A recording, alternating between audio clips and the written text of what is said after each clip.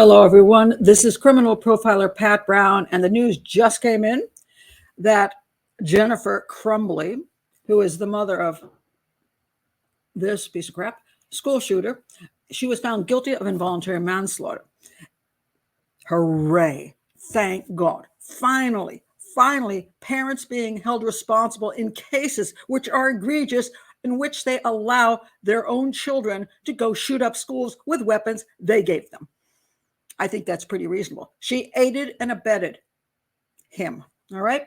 Now, I have a bunch of different comments I want to make about each one of the points of how she's responsible, how her husband's responsible, and how the school is responsible, because I don't see anybody filing charges against them. And I'm pretty sure that the families of the 4 students who got gunned down by this piece of crap, they ought to be suing the school. And I don't recommend suing very often, but it's about time schools take responsibility for their job, which is making sure children are safe. If that requires that you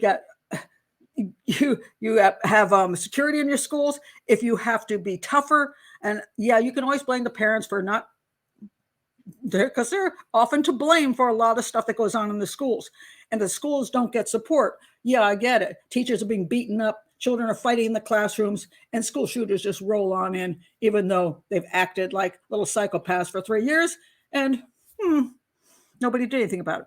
All right, let me go through the article. Let me try to control myself. But I am actually very happy about this. Okay, Jennifer Crumbley was found guilty of involuntary manslaughter. Jennifer Crumbley, the mother of the teenager who shot 4 students at an Oxford, Michigan high school in 2021, was found guilty Tuesday of all 4 counts of involuntary manslaughter in a novel legal case. Yes, it's novel, because I have been pushing for this for years. Every time I saw a school shooting go down, a mass murder happening, I'm like, why are we having these families, these parents, not the families, the parents, especially if they indeed were heavily responsible for that child who did that crime? And I'm going to get into the novel legal issue that is, some people are saying, oh, we don't want to go there. I'll get into that. It's a novel legal case that stood as a test of the limits of who's responsible for a school shooting. Well, 100% this guy, a whole bunch of her and her husband, and the school. All right, the jury of 12 deliberated for more than 10 hours, and Jennifer Crumbley, she looked down at her clasped hands as the verdict was read, and she was taken from the courtroom in shackles.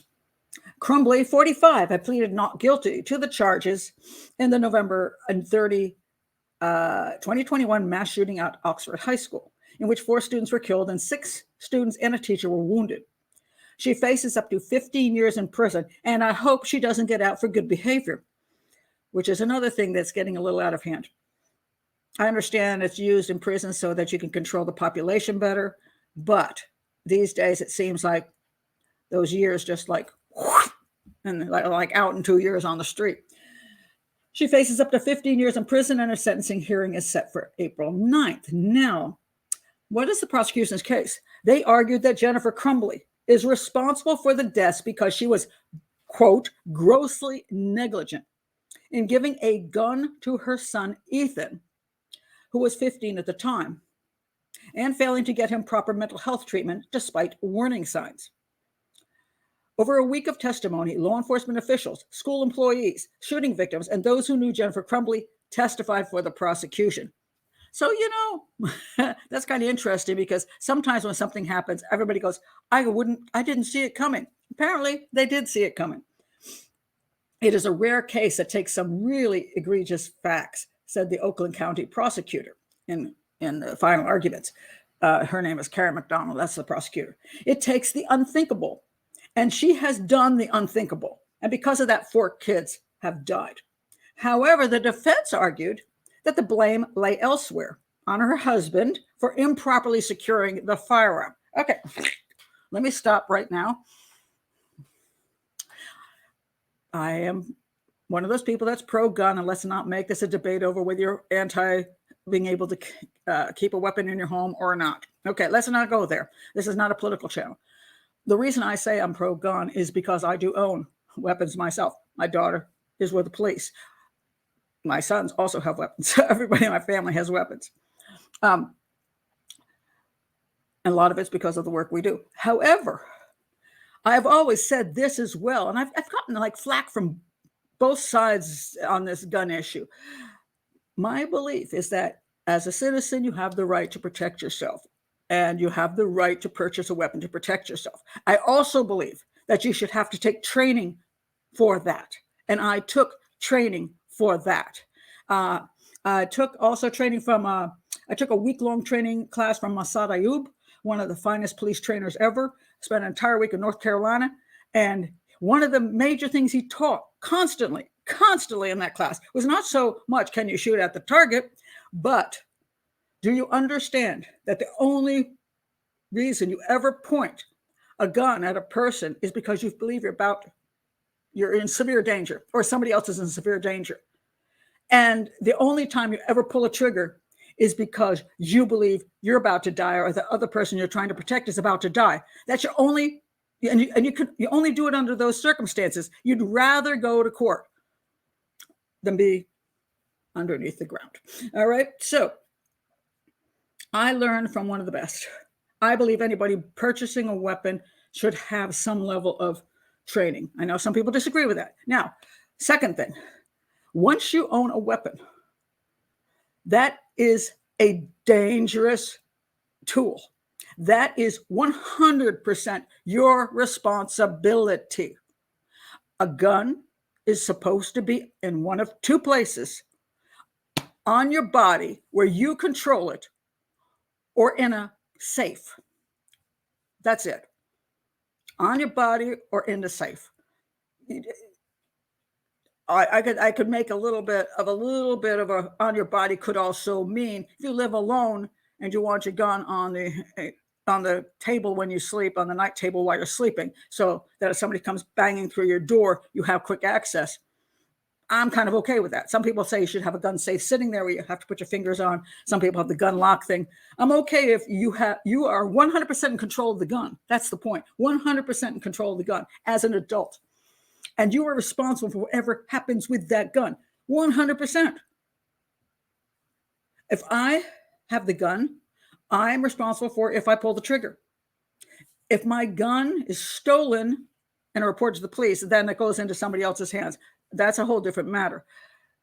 But if anybody who did not steal the gun, but is actually living in my home, a child of mine, a child's friend of mine, now, if they get hold of my gun and kill with it, I should go down with them, because that gun is my 100% responsibility. If it falls into the hands of your kids, whether they be children or teens, and they shoot other people or even themselves, you should go down for it, because it was 100% your responsibility. I don't know how many ways I can say this. Now, she bought this gun for her 15-year-old son, who already clearly has psychiatric problems, and I'm going to say he's a psychopath. She buys this gun for him. All right, fine, crazy mother. Probably has narcissistic personality disorder from what I can see, but I'm not saying you do. I'm just saying you probably do. What is the only time this guy should have the gun in his hand? I will tell you, when you are standing right with him at the range in the proper place. Of course, you have to make sure that he's not psychopathic enough that he's going to turn and shoot everybody else in the range, in which case you're responsible again. Because a psychopathic son should never have a gun in his hands or anywhere near him. Might want to put away your knife collection too. Okay, you want him to keep a strong eye on a kid like this. But certainly, you don't buy him a gun because he just would have fun with it and then leave that gun lying about the house. Now, she claims, it was her husband's responsibility. I'm sorry, did you buy the gun? It's your responsibility. Any adult in that house, there's two parents, both of your responsibilities. Both of you should go down. So anyway, she blames her husband for improperly securing the firearm. She blamed the school for failing to notify her about her son's behavioral issues. You live with the kid. Yeah, I'm pretty sure the school should see behavioral issues. And they should remove children with severe behavioral issues out of that school. They should go to special schools. They don't tend to do that anymore because it's mean, and parents object to it. But the school does have responsibility. If he shows that kind of bizarre behavior in school, he shouldn't be among other children. But mommy, you lived with this piece of crap for 15 years. You can't tell me you didn't notice anything. And if you didn't notice anything, it's because you totally neglected him to the point where you turned him into a psychopath, and that's your fault too. Then she blames the thing on Ethan himself, the homicides on Ethan himself. Well, yes, he did do it, but hey, again, where'd he get the gun from? You.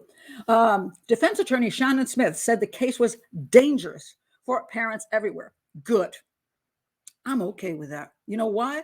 When you bring a child into the world, that child is your responsibility for the next 18 years. If you don't want to bring a child into the world, don't do it. Once you do it, your responsibility.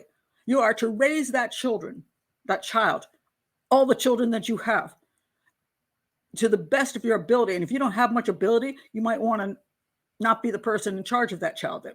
If you have problems with that child because for whatever reason something is going wrong, then it is again your responsibility to seek help for that child. And that should be documented that you're doing that. That is your child, your responsibility. Perhaps if you aren't off doing some of the things I heard you doing, some people, well, I'm not going to get all the weirdo things that this woman was involved in, but apparently she was more important than her kid, as far as I can see. So if all your time is spent on everything you enjoy and you're just ignoring your kid, you're a bad parent. If you're going to be a bad parent, you're responsible for what they do.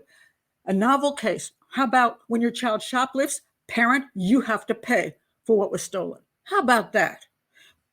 Your child is out there carjacking? Maybe you should go down with the child who's carjacking. Maybe it's about time that parents who let their children run wild in society, harming others, maybe the parents should be held responsible. Many years ago, I'm not sure when they stopped having to be responsible for the kids, but they were. If your kid did something wrong, you paid big time. Well, you either pay by losing your job, or you had to pay off whatever you had to pay off. You had to move out of town, whatever it was. You went to jail. Good. It's your responsibility. Sorry, parents who will say, well, you just can't always help what your children do. Well, maybe you should have done your job right. Okay. And yes, there's occasions where, whatever reason, your child doesn't turn out well, but then you should be already involved in the system, working with them so that something is done, so that your child isn't running wild with weapons and doing all sorts of bad things. All right. Next. So the lawyer says, can every parent really be responsible for everything their children do, especially when it's not foreseeable? I'm pretty sure it's foreseeable, very much foreseeable. He has said a whole lot of things that were very concerning, including the day that he shot up the school. The school knew he said concerning things. She knew he said concerning things. It wasn't a big, huge surprise. But Jennifer Crumbley took the stand in her own defense and in a remarkable moment expressed no regret for her actions. I asked myself if I would have done anything differently, and I wouldn't have, she testified. Maybe I'll move the narcissistic personality disorder. Maybe I'll push it a little more towards psychopathy. Maybe you're two peas in a pod. Unbelievable. Even if, you're shocked that your son did this, any parent who knows what their responsibility is would say, I must have done something wrong. I feel horrifyingly guilty. Four young people are dead because of my son. I must be a piece of crap for raising this guy. Now, it's not always true totally that way, but at least that's the way a parent would feel who has some level of remorse for what a kid did. All right. Broadly, the prosecution's case relied on an unusual and novel legal strategy and represented an attempt to expand the scope of blame in mass shootings. And I'm okay with that. And in its specifics, the trial has provided an intimate view of the collapse of one American family in a tangle of sex, violence, and mental illness. As I was pointing out, there's some a little screwy with these people. Crumbley's husband, James, is scheduled to go on trial on the same charges in early March. Jennifer Crumbley's defense and the prosecution were barred from speaking publicly about the case until the end of his trial. All right. Their son, Ethan, pleaded guilty to one count of terrorism causing death, 4 counts of murder, and 19 other charges related to the deadly rampage. He was sentenced last year to life in prison without parole. Good. He did not testify, and he invoked his Fifth Amendment. Now, a few more things here. The prosecution's case against Jennifer Crumbley focused on 3 main aspects: her knowledge of her son's mental issues, which she's somehow claiming that she never knew anything about. This was Mr. Great Guy. How he got access to the firearm, and her actions at a pivotal school meeting on the morning of the shooting. Prosecutors sought to portray her as an inattentive mother. Oh, heck yeah. More interested in her horses and her extramarital affair than her son's well-being. Now, a lot of people are interested in things that have nothing to do, outside of their children. That's okay. But when your child has problems and you're not paying attention to any of them, that is another issue. First, the prosecution alleged she knew or should have known about Ethan's deteriorating mental health issues. For example, he sent a series of texts to her in the spring of 2021 in which he said there was a ghost or a devil in the house and pleaded for her to respond, but she did not do so. He also texted a friend that he had told his parents about the hallucinations and asked for help, but his mother laughed at him. However, in her testimony, Crumbley said the texts about the ghost were just Ethan messing around. Well, then he went and messed around at the school and shot 4 people, but I guess you call that messing around as well. Part of an ongoing joke, and it's a joke just to kill people too, isn't it? And about their house being haunted. She also said the text to his friend was false and he never actually asked for help. Come on now. I'm going to say, if you got to the point where you took a gun, the one you gave him, to school to shoot people, he exhibited lots of issues and you just didn't give a damn. I thought we were pretty close. We would talk. When you spent some time with the kid? When was that? We did a lot of things together, like shooting guns. I trusted him, and I felt like I had an open door and he could come to me about anything. I felt as a family, the 3 of us were very close. Only child, and he still sat screwed up, man. All right. Second, the prosecution accused Crumbley of gifting a gun to her son, yes, and improperly storing it. Surveillance video shows that she and Ethan went to the gun range, that part's okay. Took turns shooting on November 27th, days before the shooting. Okay, again, I can't say taking her child to the range and shooting is wrong. Mom and Sunday testing out his new Christmas present, she wrote on social media. Fine. But when you went to the range, you're the one who has the weapon in a box, a lockbox. You arrive at the range, and that is the only time when you load the weapon and you hand it to your son when he's already ready to point it at the target. When he's finished, you take that away from him, put it back in the box. You take it home and put it in a safe. That you did not do. But in her testimony, Crumbley testified that safely storing the gun was her husband's responsibility. Excuse me. No, it isn't. It is absolutely not somebody else's responsibility. It's your responsibility. And husband, it is his responsibility as well. Both of you have to know that once that gun reaches the house, it is put in a safe. I just don't feel comfortable being in charge of that. Mrs. Crumbley, if you're not comfortable being in charge of safety of a weapon, you don't deserve to have a weapon in your house. And your child shouldn't have any access to the weapon ever, because you're an idiot. It was more his thing, my husband, even though I bought it and went to the range with him. So I let him handle that. I don't feel comfortable putting the lock thing on it. The lock thing. Yeah, put it in a gun safe. You can skip the lock thing if you put it in a gun safe and shut the dang door, make sure it's stuck, and your child doesn't. No, here's the key, honey. Oh, let me tell you the code. Finally, the prosecution highlighted her inaction in a meeting with school employees the day of the shooting. Now, here's where it gets. There is a lot of finger pointing I can do right here. So finally, the prosecution highlighted her inaction in a meeting with school employees the day of the shooting. That morning, a teacher found a drawing from Ethan showing a gun and a person bleeding along with the phrases, quote, "The thoughts won't stop, help me. Blood everywhere. My life is useless." Okay.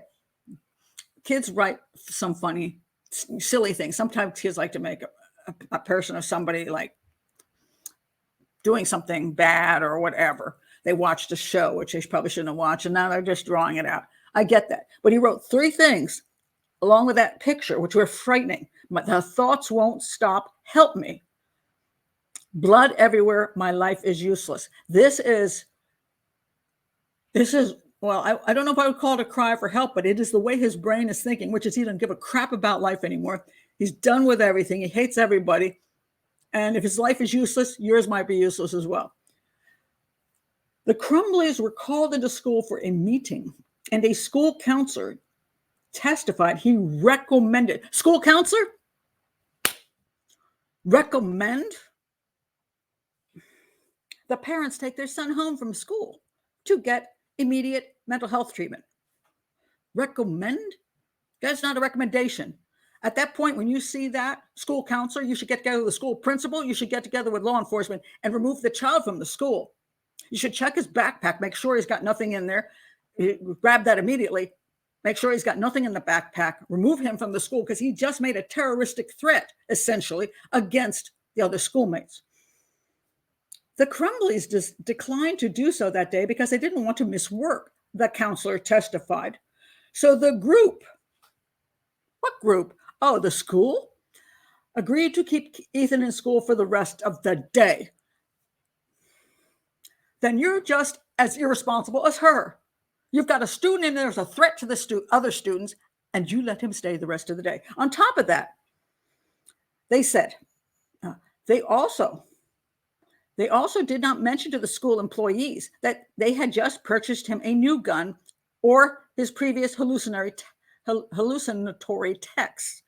Oh, the parents didn't tell him that they bought a gun for him. Okay, so what? He could have had a big fat knife in his backpack. He could have a little bomb in his backpack. Who knows what he had in his backpack? Some fentanyl. I don't care what the parents tell you. You already know, school, that this child is a danger to the kids in the school. You know that. You don't, if he's already that effed up, why are you relying on the parents to tell you everything honestly? And they don't even want to take him home. And then you go, oh, wait. Shortly after the meeting, the teenager took a firearm out of his backpack because they're too stupid in the school to do proper checks, to have metal detectors, and to check this very frightening, psychopathic seeming child's backpack before they just let him go back to class. Sue the crap out of this school. It needs to stop. Schools have to start stepping up to the plate. So he took the firearm out of his backpack and opened fire on his classmates, killing Hannah St. Juliana, Tate Meyer, Madison Baldwin, and Justin Schilling. Let's see. Just the smallest things could have saved. It could have helped Hannah, Tate, Madison, and Justin, McDonald said. Just the smallest of things. Not only did she not do it, she didn't even regret it. That is true. She didn't do what she didn't do. She didn't regret what she didn't do. But the school also didn't do what they needed to do. And they also seem not to regret what they didn't do. Maybe that lawsuit would help. However, the school dean testified he did not view the drawings as threatening. Because you're an idiot, school dean. You should lose your job right now. Bye-bye. If you don't have enough understanding of psychology to know that that kind of thing is threatening, wait a minute. The parents were called in because there was concern, but not enough concern for you, school dean. Though he also said he did not know.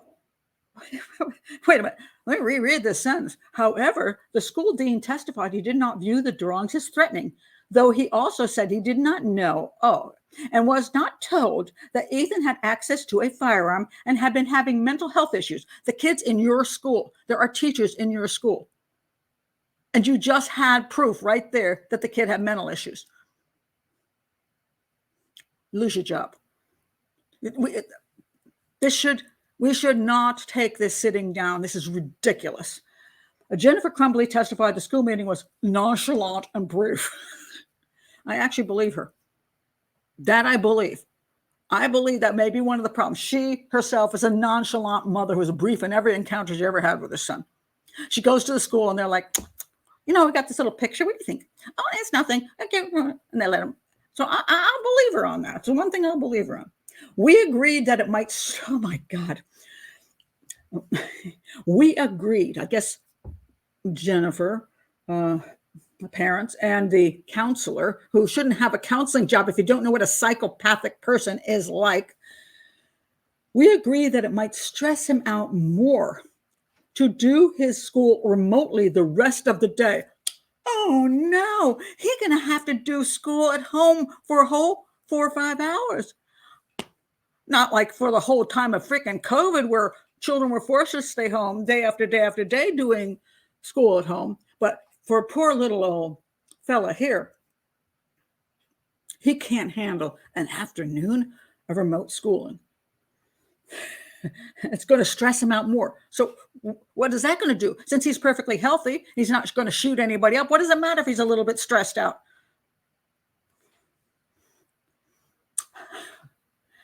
But there was never a time where I would refuse to take him home, she testified. She just said she didn't think it was necessary. And the school agreed it wasn't really necessary.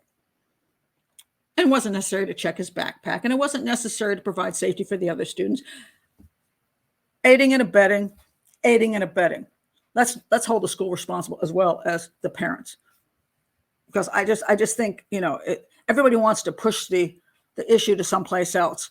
And the simple fact is there's two major areas where a child who has responsibility for a child, that is the parents and that is the school system. Those are the two major places. And sometimes the social services system. And the criminal justice system, because when kids carjack and they're out the next day walking around the streets, there's a problem there. When kids go to school and what about the child in Richmond who shot his kindergarten teacher? He's already back in school. And I haven't heard it was a special school. He's back in school. Like nothing ever happened because, shooting a teacher, not a biggie. So until people to really take responsibility, until we understand that, yes, we are responsible. Parents, you're responsible for your kids. Sorry, that's your job. Don't have them if you don't want the job. Schools, guess what? Responsibility for those kids is your job. And if you don't want the job, you don't do the job. Criminal justice system, your job is to provide safety for the community. And if you don't want to do your job, the hell with you too. Okay. I think I'm finished. I am happy with the results of this trial. I'm glad she got convicted. Thank you, jury. And I hope your husband gets convicted with you. And I hope they sue the crap out of the school. And the dean and the counselor need to be fired and need not to work in the school systems ever again. That is my diatribe.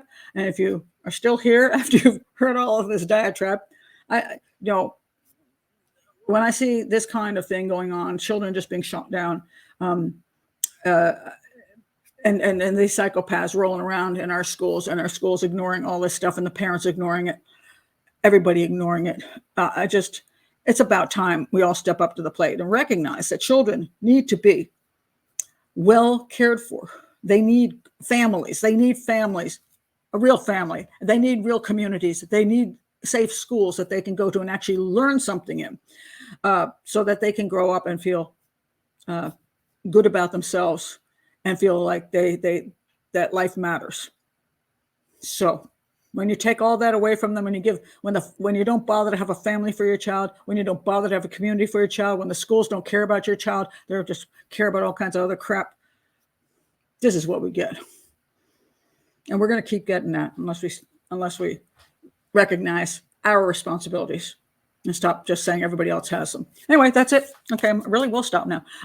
If you're new to the channel, please do like and subscribe. This is an educational channel, and the support for this educational channel makes a difference. So please do subscribe, like the video, hit the bell for notifications, and also check all my playlists because I have quite a few playlists with a variety of different kinds of things you might be interested in, which would be profile. I profile many cases. Also have a little a Dear Profiler Pat, which I'm kind of an agony auntie on that, and I have historical crimes like Cleopatra, which I've written a book about and did a Discovery documentary on. So I've got a lot of different things. Check that out. I'm not always just sitting here enraged. But today, yes. Thanks for being here. Bye.